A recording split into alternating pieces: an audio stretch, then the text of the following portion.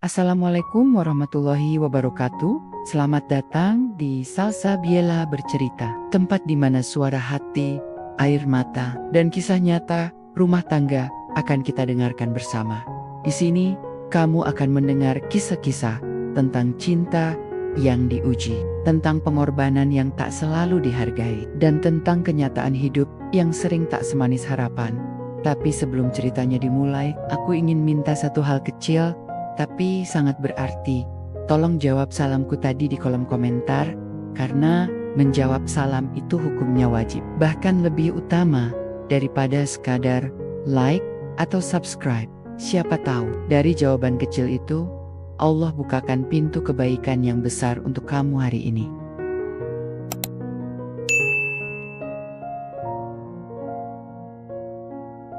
Namaku Citra. Umurku sekarang 32 tahun, menikah selama 7 tahun sama suamiku, Rian. Kami punya 2 anak, satu laki-laki dan satu perempuan. Nama mereka Arka dan Maya. Sebelum menikah, aku kerja di sebuah bank swasta. Gaji pas-pasan sih, tapi cukup buat hidup sendiri. Setelah nikah, Rian bilang dia bisa tanggung semua kebutuhan keluarga. Jadi ya, aku nurut aja. Akhirnya jadi ibu rumah tangga sepenuh waktu.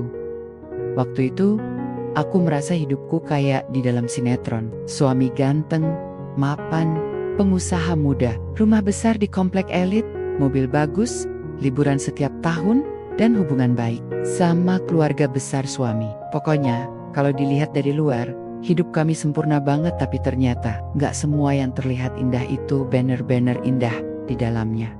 Jujur aja, awal-awal menikah emang seru-serunya. Kami masih romantis, suka nonton film bareng, makan malam berdua, atau sekadar jalan-jalan sore tanpa mikirin apa-apa. Tapi seiring waktu berjalan, semakin banyak hal yang mulai berubah. Dan sayangnya, waktu itu aku gak sadar, bahkan cenderung mengabaikan tanda-tandanya.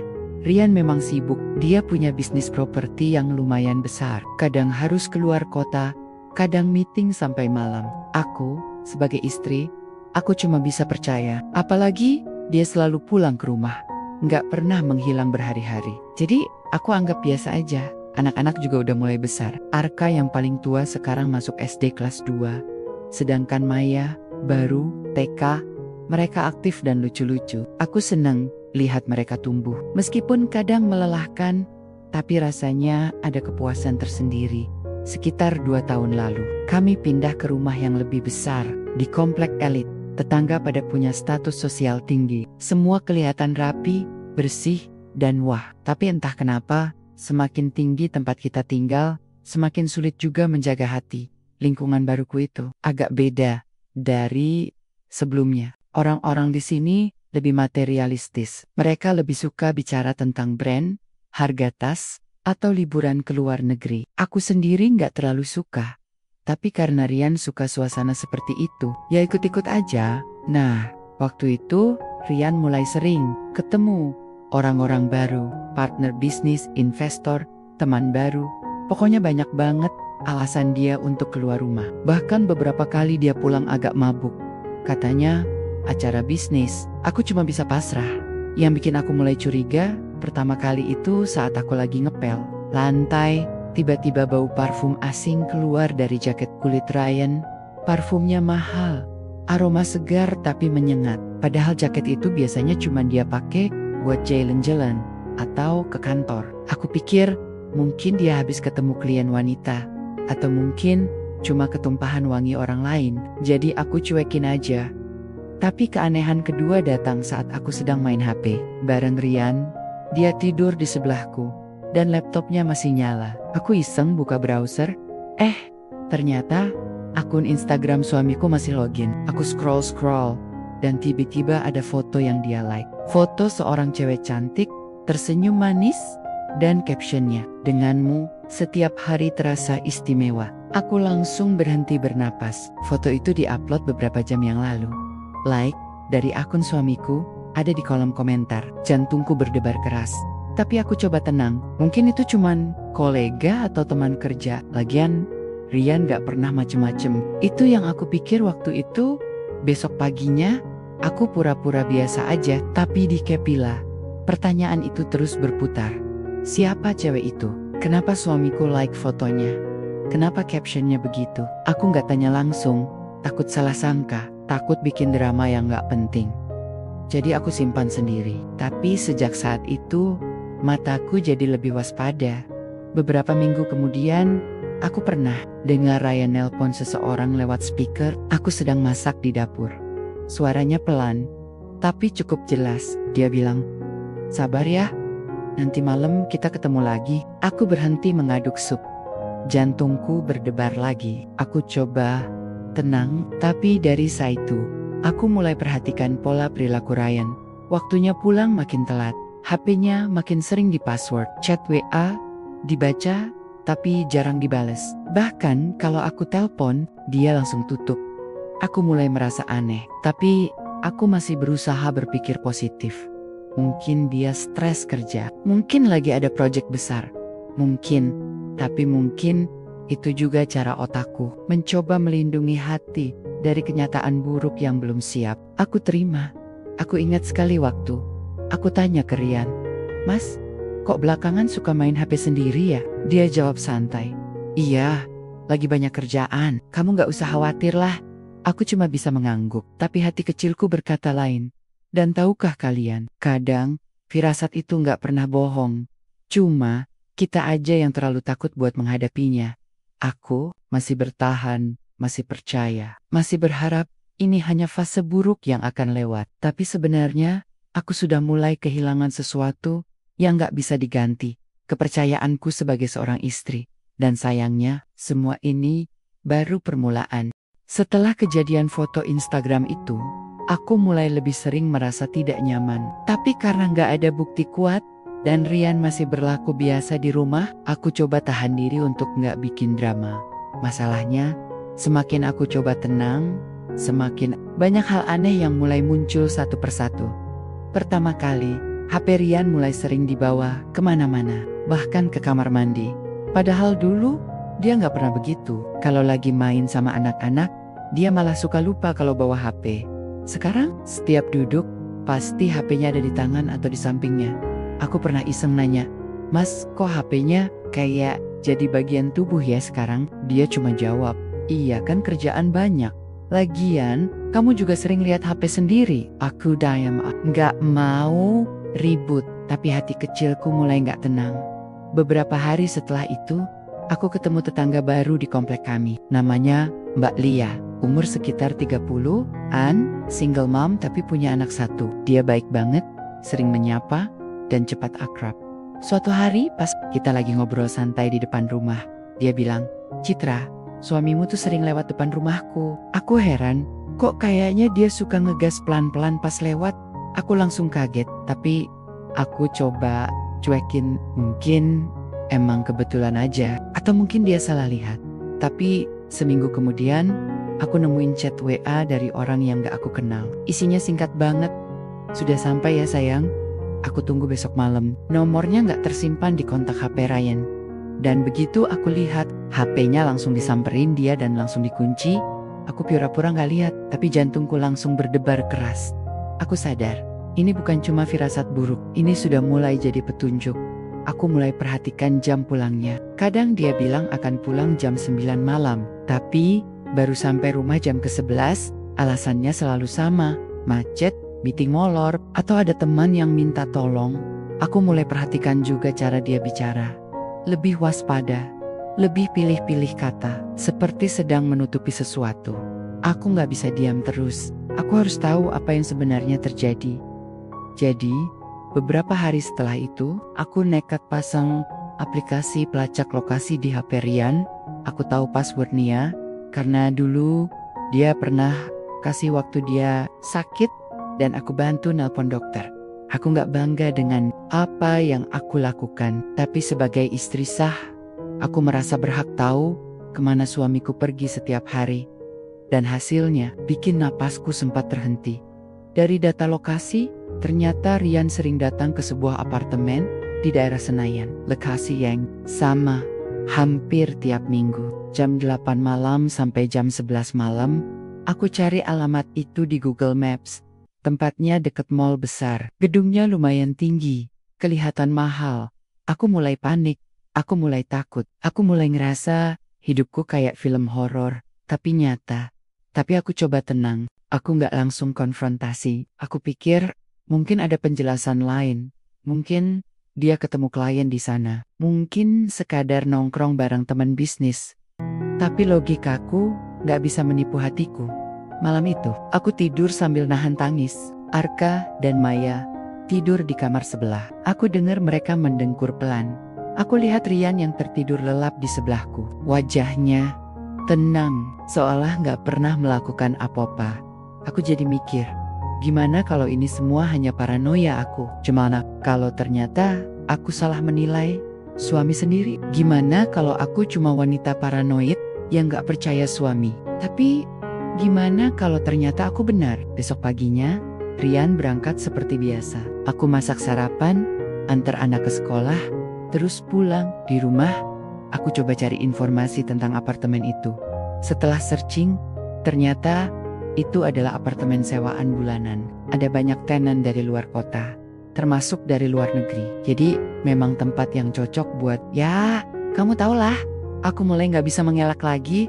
Semua petunjuk udah jelas. Hanya saja aku belum siap menghadapinya hari-hari berikutnya. Aku mulai perhatikan perilaku Rian lebih teliti. Aku juga mulai perhatikan barang-barangnya. Jaket, dompet, bahkan parfum. Dan benar aja, beberapa hari kemudian, aku mencium aroma parfum asing lagi. Parfum yang sama yang pernah aku cium di jaketnya beberapa minggu lalu. Aku nggak marah, aku cuma diam. Tapi dalam hati, aku udah mulai bersiap. Aku mulai simpan bukti chat WA yang aku screenshot. Lokasi dari aplikasi pelacak. Foto-foto diary. HP-nya kalau lagi nggak perhatian, aku nggak tahu sampai kapan aku bisa bertahan seperti ini. Tapi satu yang aku tahu, aku nggak mau jadi istri bodoh yang cuma bisa menunggu dipermalukan. Kalau memang dia udah nggak setia, biar aku yang ambil langkah duluan. Biarkan dia kaget, biarkan dia sadar bahwa aku bukan perempuan lemah yang bisa dia tipu seumur hidup. Besok paginya, aku bangun dengan perasaan gak enak. Entah kenapa, kepala terasa berat. Hati juga seperti dipenuhi awan gelap yang siap meledak kapan saja. Rian udah berangkat duluan. HP-nya dia bawa, aku cuma bisa menatap pintu depan yang tertutup. Rapat sambil berdoa dalam hati, semoga semua ini cuma paranoia. Semoga suamiku masih setia. Semoga semua bukti yang aku kumpulkan selama ini hanya kebetulan belaka. Tapi sejujurnya, aku udah gak percaya lagi sama doa itu.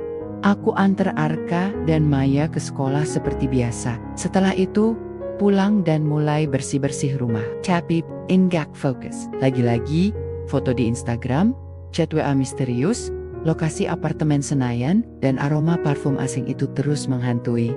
Aku mencoba menyibukkan diri, menyetrika, memasak, menyiram tanaman. Tapi rasanya semua itu cuma cara untuk mengalihkan pikiran. Aku ingin lari dari kenyataan. Tapi kenyataan itu tetap ada, dan dia makin nyata sekitar jam 10 pagi. Aku dapat kabar dari ibu mertua lewat WhatsApp.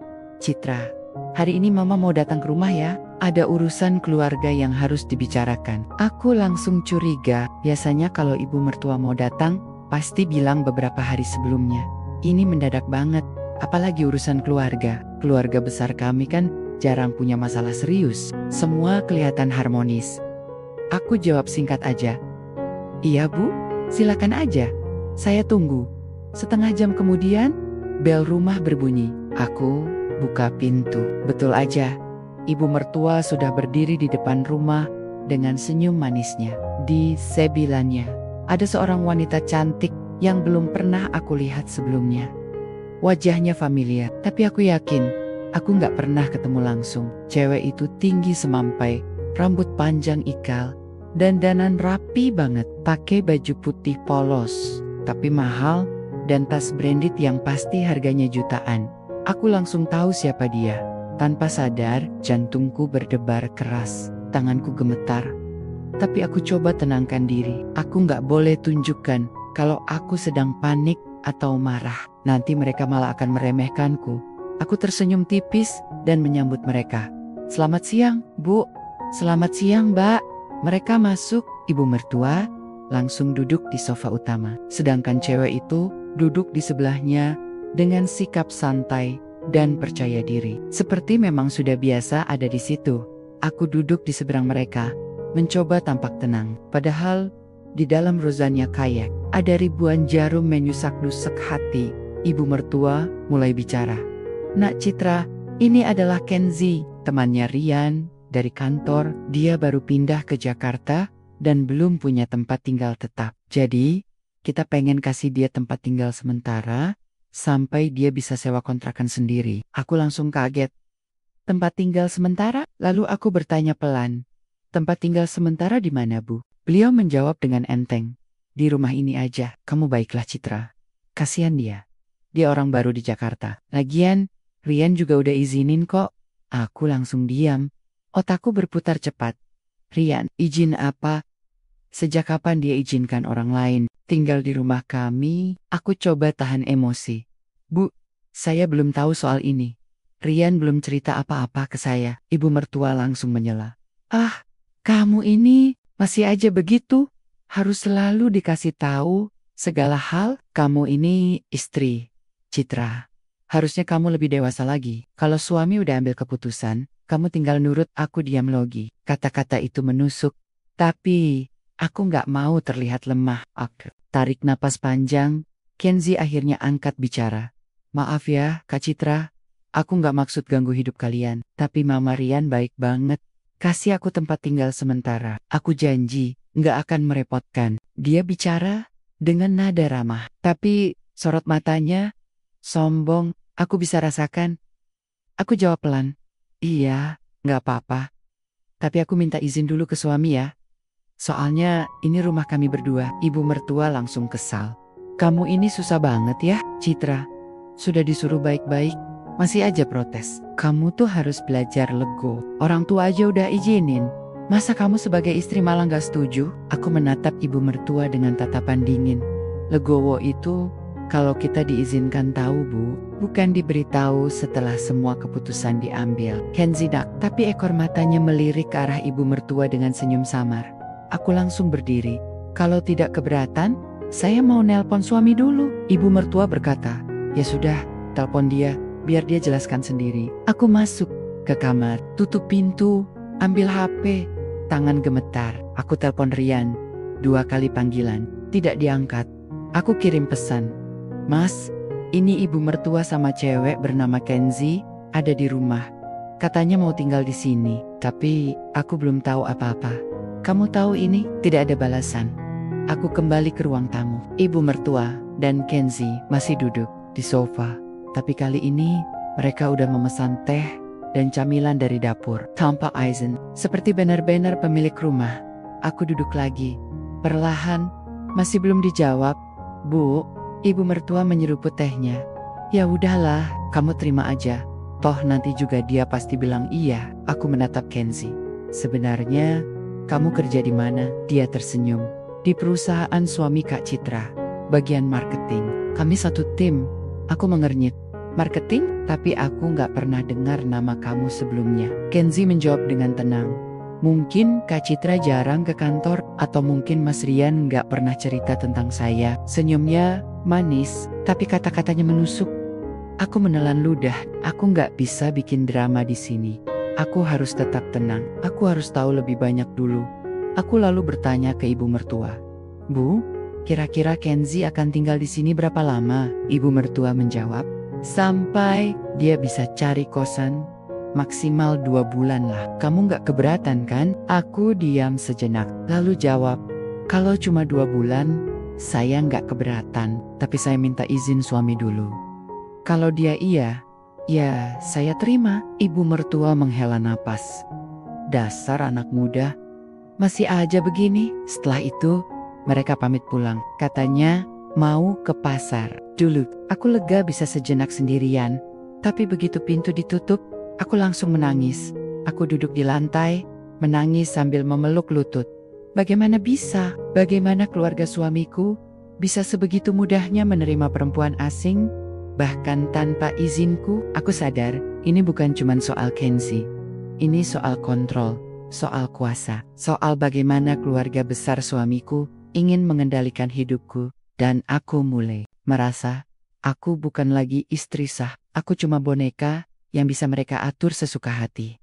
Aku lalu membuka laptop, mulai mencari informasi tentang Kenzi. Aku cari di Google, di Instagram, di LinkedIn, dan akhirnya aku nemuin sesuatu yang bikin napasku terhenti. Foto itu, foto yang pernah dilika oleh akun suamiku, captionnya, "Denganmu, setiap hari terasa istimewa." Aku menutup laptop, napasku pendek-pendek. Aku takut, aku marah, aku bingung, tapi yang paling parah, aku mulai kehilangan harga diri. Aku istri sah, tapi di mata keluarga suami, aku malah jadi musuh. Sementara perempuan yang tidur dengan suamiku malah disambut bak tamu kehormatan.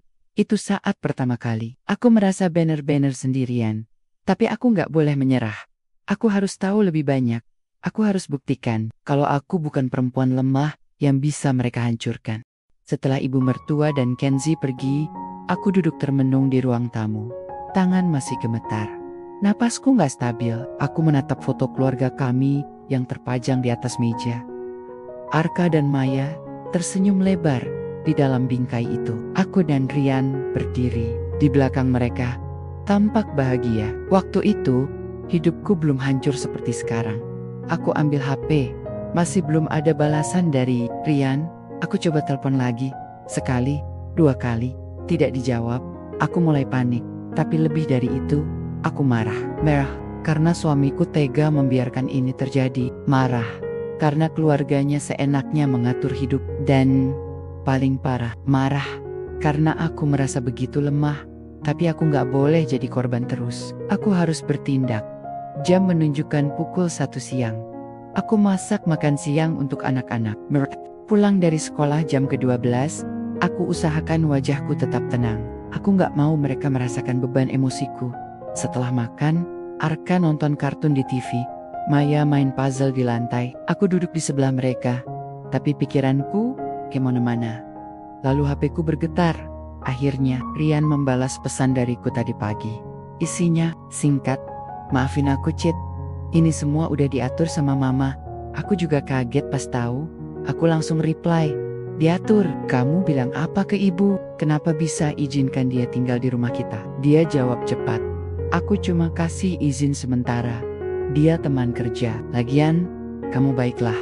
Jangan ribut-ribut." Aku ketik dengan jari gemetar. "Teman kerja? Terus, kenapa kamu nggak kasih tahu aku duluan? Kenapa malah biarin ibu datang tanpa izinku?" Rian jawab lagi. "Kamu selalu ribet kalau soal begini. Kalau aku kasih tahu duluan, pasti kamu protes. Aku pengen kasih kesempatan dia tinggal di sini. Cuma sementara kok." Aku diam. Aku baca ulang pesan itu beberapa kali. Aku rasakan setiap kata bagaikan jarum yang menusuk hati. Aku lalu tulis satu pesan terakhir. "Kalau kamu anggap ini hal biasa, berarti kamu udah gak punya rasa hormat sama aku sebagai istri sahmu. Aku bukan boneka yang bisa kamu atur sesuka hati. Aku juga bukan orang asing yang bisa kamu tolak keberadaannya. Aku istrimu, dan aku punya hak untuk dilibatkan dalam keputusan tentang rumah kita. Kalau kamu gak bisa pahami itu, maka aku akan ambil langkah sendiri." Setelah itu, aku matikan HP. Aku gak butuh jawaban dia. Aku sudah cukup tahu jawabannya. Konfrontasi langsung malam harinya. Rian pulang jam 9 kurang. Biasanya dia pulang lebih larut. Aku duga dia pulang cepat karena takut aku bikin drama besar. Saat dia masuk, aku sedang menyusui Maya di ruang keluarga. Arka sudah tidur. Suasana rumah sunyi. Dia melihat ke arahku, lalu berkata pelan, "Citra, kita bicara sebentar yuk." Aku angguk. "Maya," aku titipkan ke pembantu. Lalu aku dan Rian masuk ke kamar. Kami duduk berhadapan. Aku memandangnya lurus-lurus. "Mas, aku cuma mau satu penjelasan. Kamu serius bilang Kenzi cuma teman kerja?" Dia menjawab cepat. "Iya, dia teman kerja marketing di tim saya. Kami sering ketemu, tapi hubungan kami profesional." Aku tertawa sinis. "Profesional? Lalu kenapa kamu like fotonya di Instagram? Kenapa chat wamu dengan dia kayak gitu? Kenapa lokasi HP-mu sering ke apartemen Senayan? Semua itu bukan tanda hubungan profesional, Mas." Wajah Rian langsung berubah. Dia mulai gugup. Aku nggak tahu itu. Mungkin akunku dibajak, atau entahlah, aku geleng-geleng kepala. Jangan dusta, Mas. Aku capek didusta. Aku minta kamu akui semuanya hari ini. Tapi tolong, jangan perlakukan aku kayak orang bodoh. Dia matanya tidak bisa menatap mataku. Aku lanjutkan, Kenzi nggak bisa tinggal di sini. Aku nggak akan terima. Rumah ini, rumah kita. Aku, istri sahmu. Aku nggak akan biarkan perempuan lain menginjakkan kaki di sini sebagai tamu keluargamu. Rian menarik napas panjang. Citra, kamu ini keras kepala banget. Kenzi cuma tinggal sementara. Nggak ada maksud buruk. Aku mendenges. Nggak ada maksud buruk. Kamu aja sampai rela. Biarkan dia tinggal di rumah kita tanpa izinku. Itu udah bentuk pengkhianatan, Mas. Entah kamu sadar atau enggak, aku berdiri. Aku nggak akan ribut. Aku juga nggak akan teriak-teriak. Tapi mulai sekarang, aku nggak akan percaya lagi omonganmu. Aku akan cari bukti sendiri. Aku akan pastikan, apakah kamu benar-benar hanya berselingkuh, atau malah udah rencanain sesuatu yang lebih buruk. Rian diam. Wajahnya murung. Aku meninggalkan kamar reaksi keluarga besar suami besok. Paginya, ibu mertua nelpon aku. Citra, kamu nggak usah susah-susah. Biarkan saja Kenzi tinggal di situ. Lagian, dia perempuan baik-baik. Kamu tuh suka mikir negatif. Padahal kamu sendiri nggak pernah lihat langsung. Aku jawab dingin. Bu, saya istri sah. Saya berhak tahu apa yang terjadi di rumah saya. Saya nggak akan biarkan sembarang orang tinggal di sini tanpa persetujuan saya. Ibu mertua langsung naikkan nada suaranya. Kamu, ini sombong banget ya. Citra, sejak dulu, kamu emang nggak pernah nurut. Padahal, keluarga besar kami baik sama kamu. Tapi kamu malah suka macem-macem. Kamu pikir kamu sempurna. Kamu pikir kamu nggak pernah salah. Aku tarik napas panjang. Saya nggak pernah bilang saya sempurna, Bu. Tapi saya juga nggak pernah hianati keluarga besar suami saya. Juga nggak pernah bawa orang lain ke rumah saya tanpa izin istri sah. Ibu mertua diam sejenak, lalu berkata, pokoknya, kamu jangan ganggu Kenzi. Dia tamu keluarga kami. Kalau kamu ganggu dia, kamu sendiri yang akan disalahin. Setelah itu, dia tutup telepon. Aku duduk termenung. Tanganku gemetar. Aku merasa seperti diasingkan oleh keluarga suamiku sendiri. Aku bukan lagi menantu kesayangan. Aku bukan lagi istri yang dihormati. Aku cuma pengganggu, hambatan, orang yang harus diabaikan, agar rencana mereka bisa berjalan lancar. Dan rencana mereka itu, jelas, mengganti posisiku. Aku mulai bertindak hari itu. Aku mulai mencari informasi tentang hukum keluarga. Aku buka situs pengadilan agama, aku cari pengacara, aku simpan semua bukti digital yang aku punya. Chat WA, foto, lokasi, screenshot, aplikasi pelacak, bahkan video jika nanti ada. Aku nggak akan biarkan mereka menghancurkan hidupku tanpa perlawanan. Aku juga mulai bicara dengan Arka dan Maya. Aku ajarkan mereka bahwa mama mereka kuat. Aku bilang kalau mama nggak akan pernah menyerah. Meskipun banyak orang berusaha menyakitimu, aku nggak mau anak-anakku tumbuh dengan trauma. Aku nggak mau mereka merasa bahwa wanita itu lemah. Aku ingin mereka tahu bahwa mama mereka bisa bertahan, bisa melawan. Aku mulai menyusun rencana. Langkah pertama, mengeluarkan Kenzi dari rumahku. Langkah kedua, membuktikan pengkhianatan Ryan. Langkah ketiga, mengambil kembali semua yang menjadi hakku. Dan langkah terakhir, membangun hidup baru tanpa mereka. Setelah kejadian konfrontasi dengan Rian dan penolakan dari keluarga besar suami, aku mulai menyadari satu hal. Kalau hanya mengandalkan kata-kata, mereka nggak akan pernah percaya. Jadi, sejak hari itu, aku mulai serius mengumpulkan bukti. Bukan cuma chat WA atau screenshot HP, tapi bukti yang bisa dipakai di pengadilan. Bukti yang bisa bikin mereka nggak bisa kabur dari tanggung jawab. Bukti yang bisa bikin semua orang tahu siapa sebenarnya pelaku di balik semua ini. Aku Menwa, detektif swasta pertama kali. Aku cari informasi tentang detektif swasta. Aku tanya beberapa teman, baca review online, sampai akhirnya nemuin satu agen penyelidikan yang cukup terkenal di Jakarta. Namanya Pak Roni. Dia ex-polisi. Udah lama kerja sebagai detektif swasta. Dia bilang kalau kasusku termasuk jenis perselingkuhan. Dalam rumah tangga. Dan menurut dia, kasus kayak gitu makin banyak aja tiap tahun. Aku langsung setuju untuk menyewa jasanya. Biayanya memang gak murah, tapi aku pikir ini investasi penting. Kalau mau melawan, aku harus punya senjata yang lebih kuat dari sekadar firasat. Pak Roni bilang, dia bisa bantu selama aku bisa beri info dasar, nama suamiku, nomor HP-nya, foto, wajahnya, dan jika ada informasi tentang cewek yang diduga selingkuhannya, aku kasih semua itu. Termasuk foto Kenzi yang sempat aku ambil saat dia datang ke rumah. Pak Roni tersenyum tipis. Sudah biasa lihat kasus begini. Tapi ibu ini beda. Ibu gak langsung marah-marah. Ibu mikir panjang. Itu bagus. Aku cuma mengangguk. Aku mau nangis lagi. Aku gak mau terlihat lemah. Aku ingin mereka semua tahu bahwa aku gak akan tinggal diam. Pengintaian dimulai 2 hari setelah pertemuan itu. Pak Roni nelpon aku, Bu Citra, kami sudah dapat beberapa video dan foto. Mau saya kirim? Aku jawab cepat, silakan, saya tunggu. Beberapa menit kemudian, aku terima file dari WhatsApp. Video pertama berdurasi sekitar 3 menit.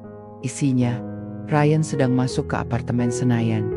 Jam 8 malam, dia sendirian. Setelah 10 menit, pintu dibuka oleh seorang wanita dan aku langsung kenal wajahnya Kenzi. Dia pakai baju tidur, rambutnya belum disisir, tapi matanya bersinar begitu lihat Ryan. Dia langsung peluk erat. Video kedua diambil dari sudut berbeda. Ryan keluar dari apartemen jam ke-11. Wajahnya tampak bahagia. Dia naik mobil, lalu pulang ke rumah kami. Aku menonton semuanya sambil menahan napas. Tanganku gemetar tapi kali ini bukan karena takut, ini karena amarah yang mulai menemukan jalannya. Aku juga terima beberapa foto. Salah satunya, Ryan dan Kenzi sedang duduk berdua di sofa. Mereka tertawa, tangan Kenzi di atas paha Ryan. Ryan memegang tangan Kenzi. Aku tutup laptop, napasku pendek-pendek. Aku mencoba tenang, tapi rasanya kayak ada ledakan di dada. Akhirnya, semua bukti itu benar-benar nyata. Chat WA yang bikin hancur selain video dan foto. Pak Roni juga kasih transkrip beberapa chat WA antara Ryan dan Kenzi. Chat itu diambil dari tempat umum, jadi nggak ilegal, cuma hasil penyadapan dari CCTV dan observasi langsung. Salah satu chat yang bikin hatiku remuk. Kenzi, kamu yakin gak bakal ketahuan sama istri? Ryan, tenang aja, dia nggak curiga. Lagian, dia emang susah banget mikir negatif. Kenzi, hehe, iyalah, emang dia polos banget ya? Ryan, iya, makanya kita harus manfaatin itu. Kenzi terus, kapan kamu rencanain akhirin hubungan sama dia? Ryan, sabar, aku masih mikir cara terbaik. Nanti pas aset semua udah clear, baru deh aku pecahin bomnya. Aku membaca pesan itu berulang-ulang, sampai mataku berkunang-kunang. Aku nggak menyangka kalau dia sampai merencanakan semua ini dari awal. Mereka nggak cuman selingkuh. Mereka nggak cuman berani bawa pelakor ke rumahku. Mereka sudah merencanakan pemecatan diriku sebagai istri sah. Dan yang paling hancur, mereka berpikir aku terlalu bodoh untuk menyadarinya. Aku periksa dokumen rumah dan mobil setelah mendapat bukti dari Pak Roni. Aku mulai periksa dokumen-dokumen penting, surat tanah, STNK mobil, BPJS, dan beberapa dokumen bisnis milik Ryan. Aku sadar, selama ini semua aset atas nama Ryan, bahkan rumah ini, meskipun dibeli saat kami nikah, tetap atas nama dia. Keluarganya bilang biar lebih gampang administrasinya, tapi sekarang aku mulai ragu. Aku pergi ke notaris lama, tempat kami membuat akta nikah dan beberapa dokumen legal. Dia bantu aku cek status kepemilikan aset. Hasilnya, beberapa properti yang dibeli setelah menikah ternyata sudah dialihkan ke nama Kenzi. Aku langsung terdiam. Notaris itu bilang, ini ilegal, Bu, karena aset ini dibeli saat pernikahan, maka secara hukum itu milik bersama. Tanpa persetujuan istri sah, suami tidak boleh mengalihkan hak kepemilikan. Aku bertanya pelan, berarti ini bisa jadi kasus pencucian uang? Notaris itu mengangguk. Ya, dan ini bisa dijadikan bukti kuat. Kalau memang ibu ingin mengambil langkah hukum, aku menelan ludah. Ini bukan cuma soal selingkuh, ini juga soal penipuan dan penggelapan aset. Dan ini artinya aku nggak cuma bisa lawan mereka secara emosional, aku bisa lawan mereka di ranah hukum. Aku temui pengacara hari itu juga. Aku cari pengacara ahli hukum keluarga dan properti. Aku nemuin seorang pengacara perempuan bernama Ibu Nadia yang punya rekam jejak bagus dalam kasus perceraian dan sengketa aset. Aku ceritakan semua, dari awal sampai akhir. Aku tunjukkan video, foto, chat WA, dan dokumen aset. Ibu Nadia mendengarkan, dan sesekali dia mencatat sesuatu di buku catatannya. Setelah selesai dia berkata, "Bu Citra, kasus ibu ini sangat kuat. Ada bukti perselingkuhan, ada indikasi pencucian uang, dan ada penipuan dalam bentuk pengalihan aset. Jika ibu ingin lanjut ke proses hukum, saya bisa bantu." Aku menarik napas panjang. Saya nggak cuma mau cerai, Bu. Saya juga mau tarik semua aset yang dicuri. Saya nggak mau mereka enek-enoken, hidup dengan uang dan properti yang seharusnya jadi milik anak-anak dan saya. Ibu Nadia mengangguk.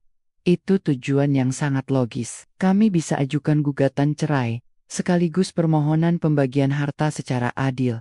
Tapi prosesnya bisa panjang. Ibu siap? Aku jawab mantap. Saya siap. Saya udah nggak punya apa-apa lagi yang bisa mereka hancurkan. Sekarang, giliran saya yang akan bangkit. Langkah pertama, mengeluarkan Kenzi dari rumah. Sebelum mengambil langkah hukum, aku putuskan untuk mengambil langkah pertama, mengeluarkan Kenzi dari rumahku. Aku nggak akan biarkan dia tinggal di situ, apalagi dengan restu keluarga besar. Suamiku, aku telepon ibu mertua. "Bu, saya minta Kenzi nggak usah tinggal di rumah kami. Saya udah bicara sama suami, dan dia bilang dia akan urus itu." Ibu mertua langsung naik pitam. "Kamu ini mah nggak tahu sopan. Kamu pikir kamu siapa? Kamu nggak punya hati. Dia kan cuma tamu." Aku jawab dingin. Saya istri sah. Saya hak untuk menentukan siapa saja yang boleh tinggal di rumah saya. Dan saya nggak akan izinkan perempuan yang tidur dengan suami saya tinggal di situ. Titik. Ibu mertua terdiam sejenak, lalu berkata, "Pokoknya, kamu jangan macem-macem. Kalau kamu ganggu dia, kamu sendiri yang akan kena." Aku diam. Aku nggak akan ribut via telepon. Besok paginya, aku suruh Art membersihkan kamar tamu. Aku kasih dia bahwa besok barang-barang Kenzi harus udah nggak ada di situ. Aku juga tulis surat singkat. "Kenzi, tolong barang-barangmu dipindahkan sebelum sore ini. Saya nggak akan toleransi lagi. Saya istri sah dan saya nggak akan biarkan kamu tinggal di rumah saya." Aku letakkan surat itu di meja ruang tamu. Dan sore harinya, saat aku pulang dari kantor Ibu Nadia, aku lihat semua barang Kenzi udah nggak ada. HP-nya, Rian juga nggak aktif. Aku menarik napas lega. Langkah pertama berhasil. Langkah selanjutnya akan jauh lebih berat. Setelah Kenzi pergi dari rumah, aku kira semuanya akan sedikit tenang. Ternyata, itu baru permulaan dari puncak konflik yang sebenarnya. Aku nggak cuma menghadapi pengkhianatan suami dan pelakor, tapi juga seluruh keluarga besar suamiku ternyata terlibat dalam rencana jahat mereka.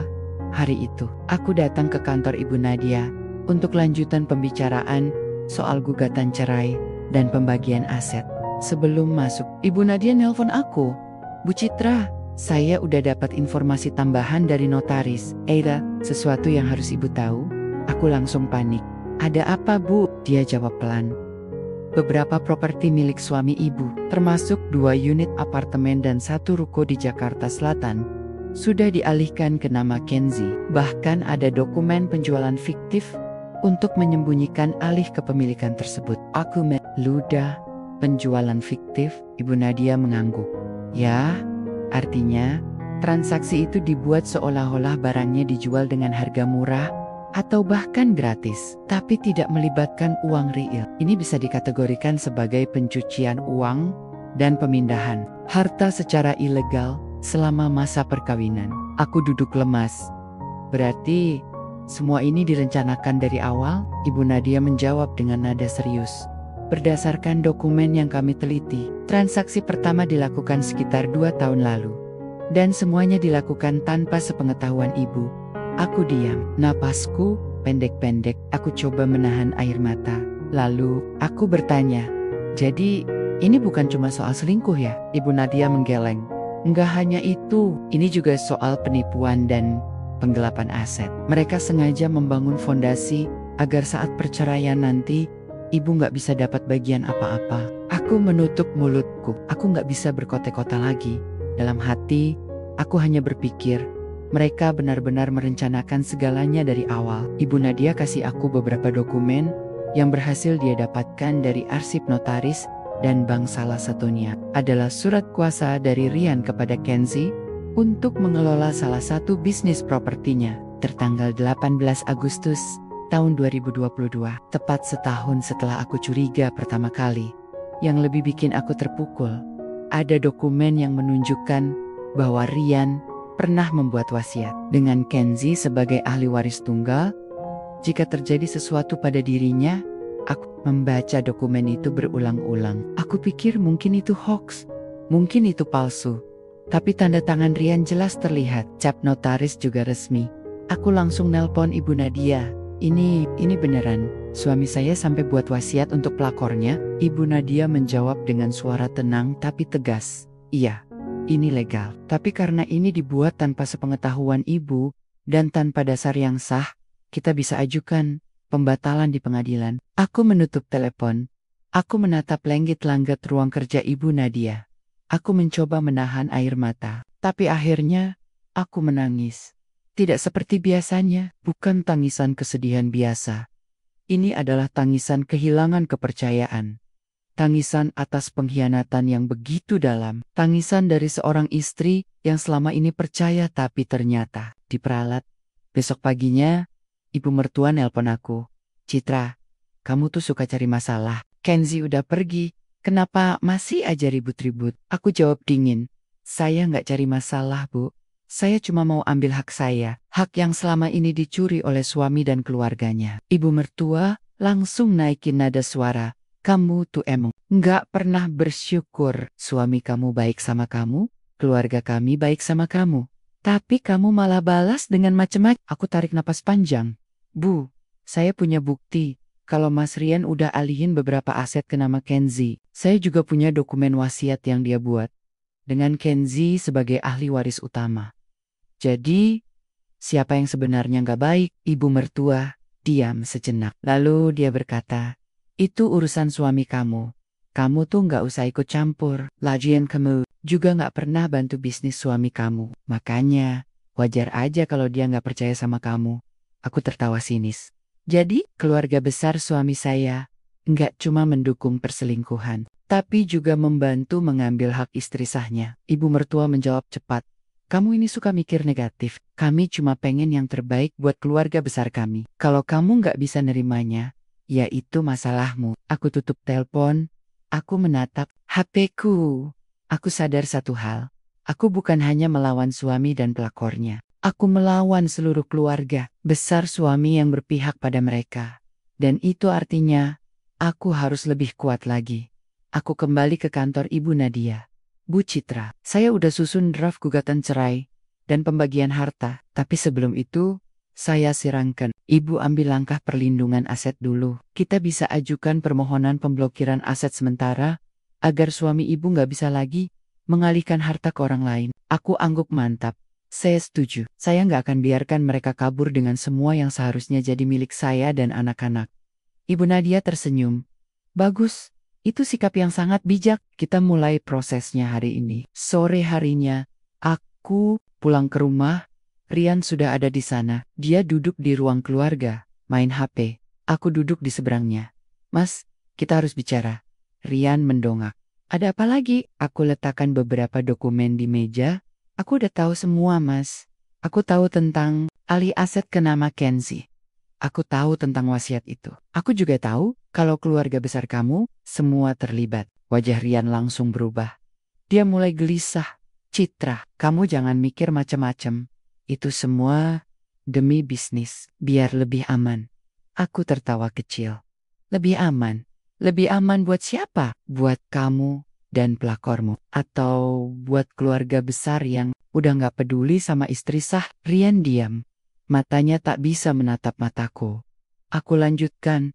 Aku nggak akan teriak-teriak. Aku nggak akan bikin drama. Tapi mulai besok, kamu nggak boleh sentuh HP atau laptop. Aku juga akan ambil semua dokumen penting. Aku juga akan laporkan penipuan dan pencucian uang ini ke polisi. Rian langsung panik. Kamu nggak bisa lakuin itu. Itu bisa bikin bisnisku hancur. Aku menjawab dengan suara tenang tapi tegas. Itu risiko yang harus kamu ambil. Karena kamu sendiri yang mulai semua ini. Bukan aku. Aku berdiri. Aku nggak akan pergi dari rumah ini. Ini rumah kami. Rumah anak-anakku. Tapi mulai sekarang, kamu nggak bisa seenaknya atur hidupku lagi. Aku tinggalkan Rian yang masih terdiam. Setelah konfrontasi dengan Rian, aku nggak langsung pergi ke pengadilan atau polisi. Aku tahu, kalau aku terburu-buru, mereka akan punya waktu untuk menghilangkan bukti. Jadi, aku putuskan untuk bersikap lebih cerdas. Aku akan biarkan mereka merasa aman dulu. Sampai saatnya tepat untuk menyerang hari itu juga. Aku kembali ke kantor Ibu Nadia. Bu Citra, kita udah ajukan permohonan pemblokiran aset sementara, kata Ibu Nadia sambil menunjukkan dokumen.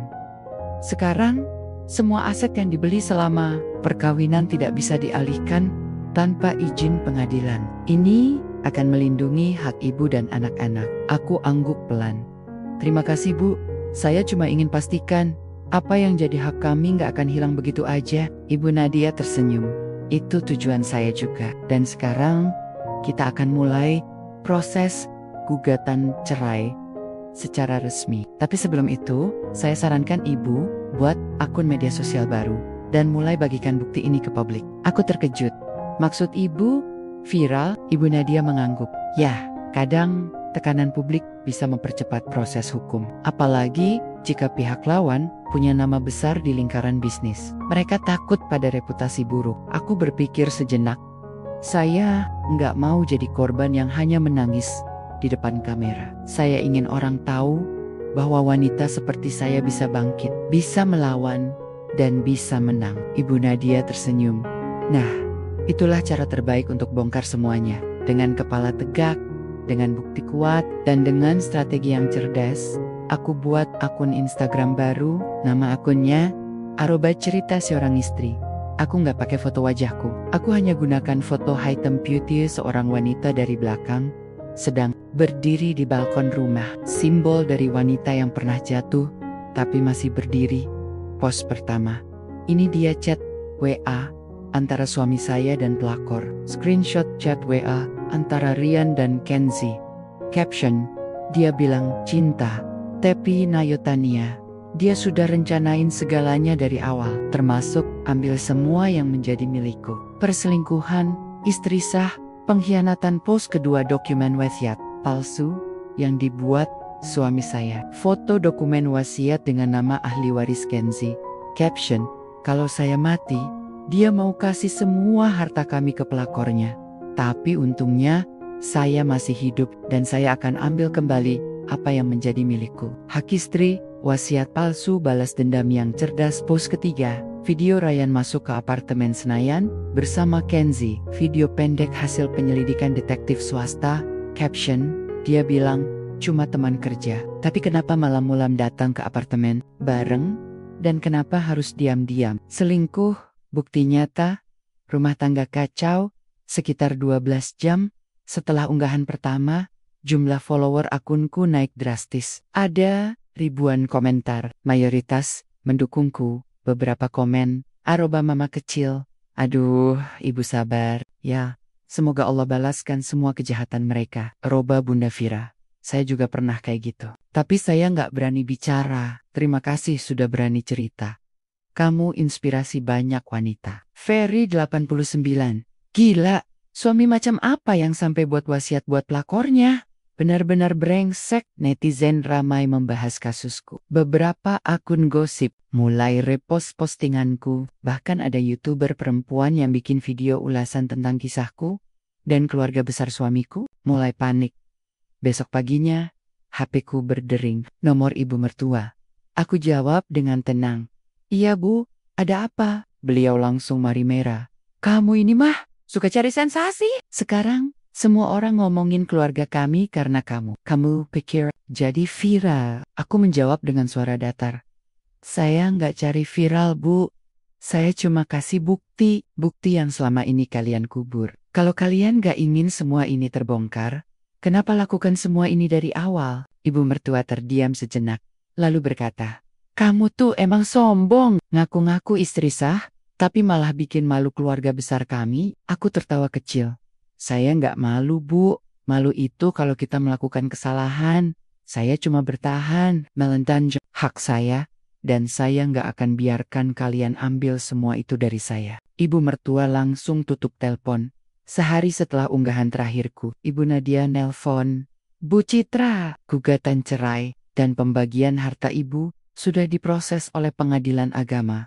Dan karena ada indikasi penipuan dan pencucian uang, jaksa juga mulai menyelidiki kasus ini." Aku menarik napas lega.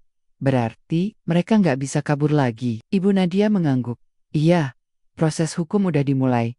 Sekarang tinggal tunggu sidang pertama. Dan percayalah, dengan bukti yang ibu punya, ini bakal jadi kasus yang sangat kuat." Aku menutup telepon. Lalu aku menatap foto keluargaku di atas meja Arka dan Maya, tersenyum lebar. Aku menyentuh foto itu pelan.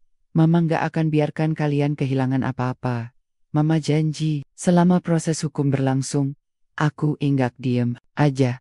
Aku mulai mencari cara agar bisa mandiri secara finansial. Aku nggak mau lagi bergantung pada keluarga suami atau aset yang mereka ambil. Aku mulai jualan online, produk utama, skincare alami buatan sendiri. Aku pelajari resep dari nenekku dulu. Aku promosi di Instagram dan TikTok. Awalnya sepi, tapi beberapa minggu, omzet mulai naik. Banyak netizen yang mendukungku. Mereka beli produkku sebagai bentuk dukungan moral. Aku juga buat grup WhatsApp untuk para customer. Di situ, aku sering sharing tips-tips hidup mandiri, cara bangkit dari pengkhianatan, dan motivasi untuk para wanita yang pernah mengalami hal serupa. Aku mulai sadar, aku nggak cuma melawan mereka, aku juga sedang membangun hidup baruku. Setelah unggahan pertama di media sosial, segalanya mulai berubah. Awalnya, hanya beberapa akun gosip lokal yang membahas. Tapi seminggu kemudian, video tentang kasusku sudah muncul di kanal YouTube besar dengan jutaan subscriber. Beberapa influencer perempuan ikut bicara. Bahkan, ada acara TV swasta yang menelponku untuk dimintai keterangan. Dan sejak saat itu, nama keluarga besar suamiku mulai rusak. Hari itu, aku terima pesan dari salah satu temanku. "Citra, bisnis suami kamu mulai diboikot. Banyak mitra kerja dia yang mundur karena takut terseret kasus hukum." Aku baca pesan itu sambil minum teh di pagi hari. Maya sedang main puzzle di lantai. Arka nonton kartun di TV. Aku jawab pelan, "Mereka pantas dapat ini. Semua yang mereka lakukan selama ini gak akan lepas begitu aja." Beberapa jam kemudian, Ibu Nadia nelpon, "Bu Citra, saya baru terima info dari jaksa penuntut. Mereka udah panggil Rian dan Kenzi untuk klarifikasi soal alih aset. Dan beberapa mitra bisnisnya udah mulai menarik investasi mereka." Aku tarik napas panjang. Berarti mereka mulai merasakan efeknya. Ibu Nadia mengangguk. "Ya, ini bukti kalau tekanan publik bisa bikin proses hukum lebih cepat. Lagian, banyak orang yang dulunya percaya sama keluarga besar suami ibu, sekarang mulai ragu." Aku diam sejenak. Saya nggak ingin mereka bangkrut. Saya cuma ingin mereka sadar bahwa mereka nggak bisa seenaknya ambil hak orang lain. Hari setelah berita kasus kami viral, aku dapat kabar dari detektif Pak Roni, "Bu Citra, Kenzi udah nggak ada di apartemen Senayan."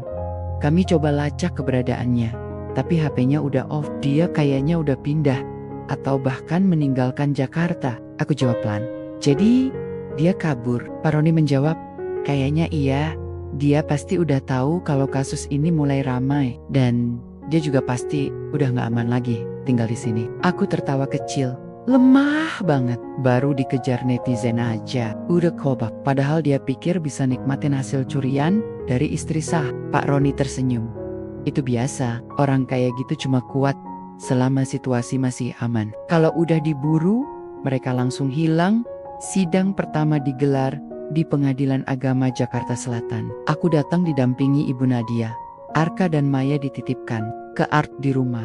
Rian datang sendiri. Wajahnya murung. Dia nggak melihatku sama sekali. Duduk di deretan belakang bersama pengacara dari keluarganya. Sidang dimulai. Hakim bertanya padaku, "Ibu Citra, apakah ibu benar-benar ingin mengajukan perceraian?" Aku jawab dengan mantap, "Iya, Yang Mulia. Saya sudah tidak bisa mempertahankan pernikahan ini. Ada indikasi perselingkuhan, penggelapan aset, dan pembuatan wasiat palsu oleh suami saya. Saya minta agar hak saya sebagai istri sah dan hak anak-anak saya dilindungi." Hakim mengangguk. "Baik, terdakwa, apa tanggapan Anda?" Rian diam sejenak, lalu berkata, Saya minta maaf, tapi semua ini belum tentu benar. Saya rasa Ibu Citra terlalu percaya pada informasi yang belum tentu valid." Aku mendengus pelan. "Valid? Bukti catwa, video, dokumen wasiat, dan transaksi ilegal itu belum cukup valid bagimu." Hakim mengetuk palu. "Silakan kedua pihak menyerahkan bukti pendukung." Sidang ditunda 2 minggu lagi. Selesai sidang, Ibu Nadia menepuk bahuku. "Bagus tadi, kamu sangat tenang dan tegas." Itu kesan pertama yang penting di hadapan hakim. Aku angguk. Saya nggak mau jadi korban yang menangis di depan kamera. Saya ingin mereka tahu bahwa wanita seperti saya bisa bangkit, bisa melawan, dan bisa menang. Beberapa hari setelah sidang, ibu mertua nelpon aku. "Citra, tolonglah, jangan teruskan semua ini. Keluarga kami malu. Anak-anak sepupumu juga mulai dikucilkan di sekolah." Aku menjawab dingin, "Kenapa mereka malu? Karena keluarga mereka ternyata penuh dengan penipu dan pengkhianat." Ibu mertua langsung naik pitam. "Kamu tuh emang sombong, nggak pernah mikirin nama baik keluarga?" Aku tertawa sinis. "Kalau mereka mikirin nama baik keluarga, kenapa tega? Biarkan suami saya ambil hak istri sahnya. Kenapa malah dukung pelakor tinggal di rumah saya? Kalau mereka nggak mau malu, kenapa lakukan semua ini dari awal?" Ibu mertua diam. "Pokoknya, kamu jangan lanjutin gugatan itu. Tarik semua unggahanmu. Biar kita selesaikan secara kekeluargaan." "Hak," jawab tegas. "Terlambat, Bu. Proses hukum udah mulai. Dan saya nggak akan tarik semua bukti itu. Saya nggak akan biarkan mereka enek-enoken, hidup dengan uang dan properti yang seharusnya jadi milik saya dan anak-anak." Aku tutup telepon. Aku tahu mereka mulai ketakutan. Dan itu artinya aku sedang menang. Selain proses hukum, aku juga bekerja sama dengan notaris untuk mengembalikan kepemilikan aset yang sempat dialihkan ke nama Kenzi. Salah satunya adalah ruko di Jakarta Selatan. Dengan izin pengadilan, aset itu resmi dikembalikan ke atas nama bersama suami dan istri. Artinya, jika Rian tetap bersikeras menceraikan aku, maka aku punya hak atas 50% dari nilai aset tersebut. Selain itu, 2 unit apartemen juga sedang dalam proses pemulihan. Aku juga berhasil mengambil kembali kendali atas rekening bisnis yang selama ini dikuasai oleh Rian. Aku nggak hanya melawan mereka, aku juga sedang merebut kembali hidupku. Setelah semua proses hukum berjalan lancar dan asetku mulai berhasil kembali ke tangan yang benar, aku mulai menyadari satu hal penting. Aku nggak cuman melawan pengkhianatan, aku juga sedang membangun hidup baruku. Dan kali ini, aku tidak akan bergantung lagi pada siapapun, termasuk pada keluarga besar suamiku. Saat sidang perceraian masih berlangsung, bisnis skincareku mulai berkembang pesat. Awalnya hanya jualan di Instagram dan WhatsApp, tapi karena banyak netizen yang mendukung perjuanganku, mereka mulai tertarik dengan produkku sebagai bentuk dukungan moral. Beberapa influencer wanita bahkan mereview produkku di akun mereka. Salah satunya adalah seorang ibu muda yang pernah mengalami perselingkuhan juga. Dia bilang, "Produknya bagus banget, selain alami, rasanya kayak kita bantu sesama perempuan yang pernah terluka." Omzetku naik drastis. Dalam waktu 3 bulan saja, aku udah bisa sewa toko online di marketplace besar seperti Shopee dan Tokopedia. Aku juga buka workshop kecil di rumah untuk membuat produk secara massal.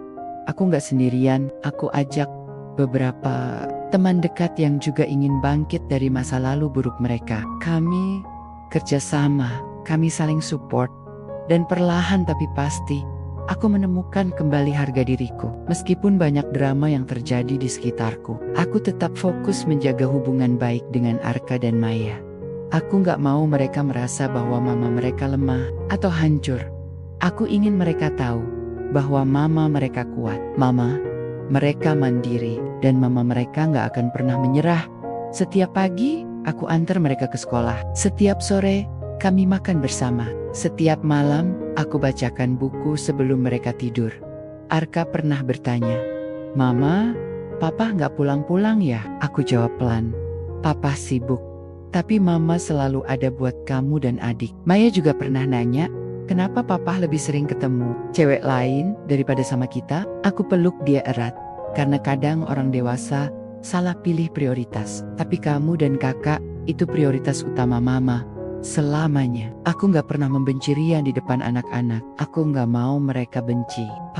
Aku hanya ingin mereka tahu bahwa mama mereka akan selalu melindungi mereka selain bisnis. Aku juga mulai aktif dalam komunitas wanita yang pernah mengalami pengkhianatan dan perselingkuhan. Aku buat grup WA bernama Wanita Bangkit. Di situ, kami saling berbagi cerita, pengalaman, dan motivasi. Ada yang sudah cerai, ada yang masih bertahan, tapi semuanya punya satu kesamaan. Mereka ingin bangkit, mereka ingin hidup lebih baik. Mereka ingin membuktikan bahwa wanita bisa hidup tanpa bergantung pada pria. Aku juga mulai kolaborasi dengan psikolog dan konselor perkawinan untuk memberikan sesi edukasi tentang bagaimana mengenali tanda-tanda pengkhianatan, cara melindungi aset. Saat perceraian, teknik membangun mental setelah trauma, cara mengajarkan anak-anak tentang cinta dan batasan. Komunitas itu bukan cuma tempat curhat. Ini juga menjadi sarana penyembuhan bagi banyak wanita. Dan aku senang bisa menjadi bagian dari itu. Beberapa bulan setelah kasusku viral, aku mulai menerima tawaran kolaborasi dari beberapa brand lokal yang ingin mensponsori konten YouTubeku. Nggak langsung terima semua tawaran. Aku selektif. Aku hanya terima yang sesuai dengan nilai-nilai perjuanganku. Aku juga mulai upload video vlog di YouTube. Judul-judul videoku antara lain, cara melindungi harta saat suami selingkuh, bagaimana tarik kembali aset yang dicuri keluarga suami, bangkit setelah dipermalukan oleh pelakor, tips untuk istri sah yang ingin cerai dengan harga diri utuh. Video-videoku ramai ditonton. Banyak wanita yang meninggalkan komentar seperti, "Terima kasih Bu Citra, Anda inspirasi saya. Saya baru sadar kalau saya nggak sendirian. Saya jadi berani ambil langkah karena lihat perjuangan. Bu, aku senang bisa menjadi inspirasi. Aku senang bisa membantu. Aku senang bisa membuktikan bahwa wanita seperti aku bisa bangkit di tengah semua ini." Aku juga mulai memperbaiki rumahku. Aku ubah desain interior agar lebih nyaman. Aku tambahkan ruang kerja kecil di sudut rumah. Aku pasang pagar baru. Aku ganti kunci pintu utama. Aku pasang kamera CCTV. Ini bukan cuma rumahku. Ini bentengku. Tempat aku dan anak-anak aman. Tempat kami bisa tumbuh tanpa tekanan dari luar. Aku juga ubah surat kepemilikan rumah agar tidak bisa dialihkan tanpa persetujuan kedua belah pihak. Meskipun Rian sudah tinggal di luar rumah, aku nggak mau ada lagi kejadian seperti dulu. Aku nggak akan biarkan siapapun mencoba mengambil apa yang menjadi milikku. Saat aku menulis ini, sudah hampir 1 tahun berlalu sejak hari pertama aku mulai mengungkap semua kebohongan itu. Hari ini, aku duduk di teras belakang rumahku yang nyaman. Arka sedang main bola dengan teman-temannya. Maya membaca buku sambil sesekali melirik ke arahku. Di atas meja, ada secangkir teh hangat dan laptop yang masih menyala. Langit biru, uras, dan hatiku tenang. Sebuah kata yang mungkin gak pernah aku bayangkan akan kembali terasa. Perceraian kami akhirnya diputuskan oleh pengadilan beberapa bulan lalu. Proses pembagian aset masih berlangsung, tapi untungnya mayoritas aset sudah berhasil dikembalikan ke tangan yang benar. Rian sekarang tinggal di luar Jakarta. Bisnisnya tidak sebesar dulu. Dia sempat mencoba bangkit, tapi reputasinya sudah rusak. Mitra-mitranya banyak yang mundur. Beberapa bahkan melaporkannya ke polisi karena dugaan penipuan. Kenzi tidak pernah kelihatan lagi. Kabarnya dia pindah ke luar negeri. Entahlah. Yang jelas dia nggak pernah bisa menikmati hasil curiannya. Dan keluarga besar suamiku, mereka mulai menjaga jarak. Ibu mertua nggak pernah nelpon lagi. Kakak iparku cuma sekali-kali mengirim pesan. Mereka seperti sadar bahwa mereka salah memilih pihak untuk dukung. Yang paling penting dari semua ini, aku menemukan diriku kembali. Bukan sebagai istri sah yang selalu menahan amarah. Bukan sebagai wanita lemah yang hanya bisa menangis diam-diam, tapi sebagai seorang wanita yang kuat, seorang ibu yang bertahan, seorang pejuang yang gak mudah menyerah. Aku belajar bahwa harga diri itu gak bisa dibeli, bahwa kepercayaan itu harus dan bahwa kadang kita harus kehilangan segalanya untuk akhirnya menemukan siapa diri kita sebenarnya. Aku juga belajar bahwa kebahagiaan itu nggak datang dari orang lain, tapi dari cara kita merawat diri sendiri. Komunitasku, Wanita Bangkit, kini punya lebih dari 5.000 anggota aktif. Kami rutin adakan webinar sharing session dan workshop online tentang bagaimana menghadapi pengkhianatan, melindungi aset, dan bangkit setelah perceraian. Beberapa anggota malah sudah mulai membuat bisnis sendiri. Ada yang jualan baju, skincare, produk makanan, sampai layanan konseling. Aku senang melihat mereka tumbuh, melihat mereka menjadi versi terbaik dari diri mereka sendiri. Dan aku bersyukur bisa menjadi bagian dari perjalanan mereka. Video-videoku di YouTube semakin ramai ditonton. Aku mulai bekerja sama dengan beberapa brand lokal yang mendukung emansipasi wanita. Aku juga mulai membuat konten edukasi yang lebih dalam. Bukan hanya soal pengkhianatan, tapi juga hukum keluarga, perlindungan, aset, cara mengajarkan anak-anak tentang batasan dan cinta, tips bangun bisnis dari nol, dan yang paling penting, cara tetap utuh meskipun hidup pernah hancur. Ada satu hal yang aku pelajari dari semua ini. Kalau kita nggak belajar mencintai diri sendiri, maka kita akan terus mencari cinta dari orang-orang yang gak pantas memberikannya. Aku dulu terlalu sering mengorbankan diri, mengabaikan firasat buruk, menahan marah demi harmoni. Padahal, kadang harmoni itu cuma ilusi. Sekarang, aku lebih selektif, aku lebih tegas, aku lebih berani. Dan yang paling penting, aku udah gak takut lagi dinilai. Aku tahu siapa aku tahu apa yang aku perjuangkan, dan aku tahu, aku gak perlu membuktikan apapun kepada siapapun. Jika kamu baru saja menyelesaikan video atau tulisan ini, dan kamu merasa ceritaku mirip dengan hidupmu, aku ingin kamu tahu, kamu gak sendirian. Kalau kamu sedang merasa lemah, jangan takut, kamu gak akan lemah selamanya. Cepat atau lambat, kamu akan menemukan titik balikmu. Kalau kamu sedang ragu pada dirimu sendiri, ingatlah, kamu punya kekuatan, kamu punya kemampuan untuk bangkit, dan kamu punya hak untuk melindungi dirimu sendiri.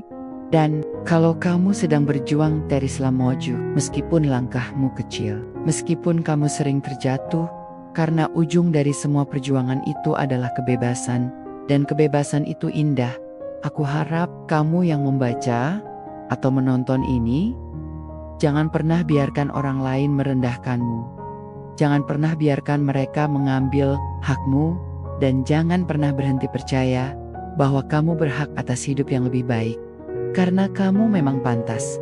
Kamu berhak dicintai dengan tulus, kamu berhak dilindungi, kamu berhak atas harga diri, dan kamu berhak atas hidup yang damai.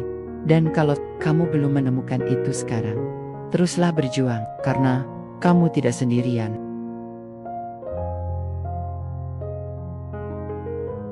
Dan inilah akhir dari perjalananku. Bukan hanya tentang perceraian atau pengkhianatan, tapi tentang kebangkitan. Tentang bagaimana aku belajar melindungi diri, menemukan kembali harga diri, dan akhirnya berdiri tegak sebagai wanita yang lebih kuat dari sebelumnya. Aku harap ceritaku bisa jadi pelita kecil di tengah gelapmu. Aku harap kamu bisa menemukan semangat baru untuk bangkit. Karena kamu pantas bahagia, kamu pantas dilindungi, dan kamu pantas atas hidup yang damai. Jika kamu suka dengan video ini, jangan lupa like, komen, dan subscribe channel ini ya. Jangan lupa juga aktifkan lonceng notifikasinya, agar kamu gak ketinggalan video-video terbaru lainnya. Jangan lupa kunjungi video-video lain di channel Salsabiela Bercerita, di mana setiap cerita punya ruang untuk hidup, menyentuh hati, dan menginspirasi jiwa. Terima kasih sudah menemani hari-harimu dengan cerita ini. Sampai jumpa di video berikutnya hanya di Salsabila Bercerita.